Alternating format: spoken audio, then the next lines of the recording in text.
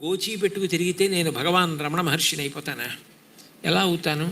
జ్ఞానము కలిగితే అవుతాను. జ్ఞానము కలిగే వరకు కర్మ విడిచిపెట్టకూడదు. జ్ఞానిని అనుకరించరాదు, అనుకరించలేవు. అజ్ఞానిని అనుకరించరాదు. ఒకడికి శాస్త్రంతో ప్రమేయం లేదు, శాస్త్ర ప్రమాణం అంగీకరించడు. శాస్త్రం చెప్పడం ఏంటండి? ఎవరు చెప్పారండి తద్దినం పెట్టమని? ఎవడు చెప్పాడండి పుట్టినరోజు నాడు నల్ల నువ్వులు తినమని? ఎవడు చెప్పాడండి పుట్టినరోజు నాడు ఆవు పాలు తాగమని? ఎవడు చెప్పాడు గోవు గడ్డి పెడితే పుణ్యం వచ్చిందని? భీష్ముడు చెప్పాడు. భీష్ముడు చెప్తే మాత్రం ఏమిటండి? ఆయనకి ఎవరు చెప్పినా కాదు, తను చెప్పిందే ఆయనకి శాస్త్రం. అప్పుడు అజ్ఞానిని అనుకరించరాదు. ఆయన అలా అన్నాడని నువ్వు దాన్ని ప్రమాణంగా తీసుకోకూడదు. అందులో కలియుగంలో అటువంటివి ఎక్కువ వినపడుతుంటాయి, వాటిని ప్రమాణంగా తీసుకోకూడదు. జ్ఞానిని అనుకరించలేవు. ఆయన ఏం చేశాడో అది నువ్వు చేయలేవు. కృష్ణ భగవానుడు ఏం చేశాడో అది నువ్వు చేయలేవు. రాముడు ఏం చేశాడో అది చెయ్యాలి. కృష్ణుడు ఏం చెప్పాడో అది చెయ్యాలి.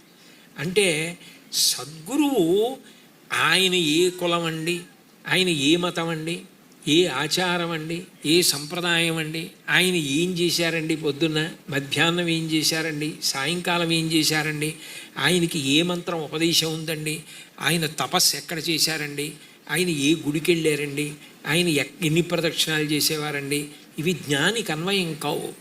జ్ఞాని వీటన్నింటినీ దాటిపోయి కేవలము శరీరమునందున్నప్పటికీ ప్రారంధం అయిపోయే వరకు శరీరమును డొల్లల అంటే కురిడి చూడండి, కొబ్బరికాయ నుంచి విడిపోయి వేరుగా ఉన్నట్టుగా తాను ఆత్మస్థితి యందు నిలబడి ఉంటాడు.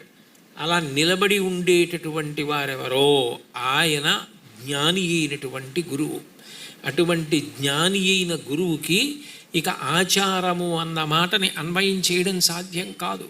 ఒక్కొక్కరు ఆ స్థాయికి వెళ్ళిపోతారు. శంకరాచార్యులు వారు వెళ్ళలేదా అంటే వెళ్ళిపోయారు. వెళ్ళిపోయినా లోకం కోసం, లోకానికి మర్యాద నేర్పడం కోసం ఆచారం పాటిస్తారు. అది వాళ్ళ కోసం కాదు. అలా పాటించి చూపిస్తే ఆచార్యులు అంటారు. పాటించి చూపించకపోయినా స్థితిలో ఉన్నవారిని గురువులు అంటారు. అది సూక్ష్మ భేదం. ఇద్దరిని కలిపి సాధారణంగా గురువాక్యం చేతనే నిర్ణయిస్తారు. గురువుగారు అంటారు. అంటే గురువుగారని పిలిచినంత మాత్రం చేత ఆయన ఆచారమును విడిచిపెట్టారని నిర్ణయం చేయకూడదు. ఆయన గురువు అని పిలవబడ్డాడు అంటే ఆచారమును పాటించినవాడు కావచ్చు, జ్ఞానమును పొందినవాడు కావచ్చు. గురువాక్యమును పట్టుకున్నావా లేదా?